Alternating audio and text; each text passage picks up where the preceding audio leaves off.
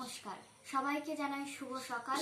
আমার গুরুজন এবং গুণীজন ব্যক্তিদের আমার আন্তরিক প্রণাম এবং ভালোবাসা জানাই, এবং আমার থেকে যারা ছোট দেখছেন তাদেরকে আমার অনেকটা ভালোবাসা জানিয়ে আমি আমার কবিতাটা শুরু করছি।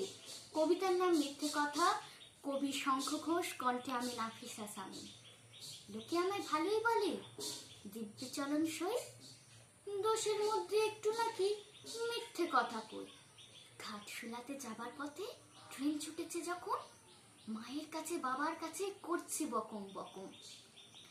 হঠাৎ দেখি মাঠের মধ্যে চলন্ত সব গাছে এক এক রকম ভঙ্গি ফোটে, এক এক রকম নাচে।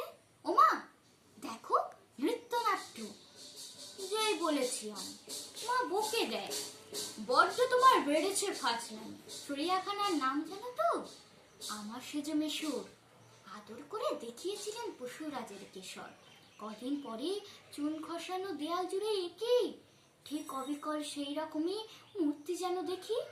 ক্লাসের মধ্যে যেই বলেছি সুরঞ্জনার কাছে, জানিস আমার ঘরের মধ্যে সিংহ বাঁধা আছে। শুনতে পেয়ে দিদিমণি অমনি বলেন, শোনো, এসব কথা আবার যেন না শুনি কখনো।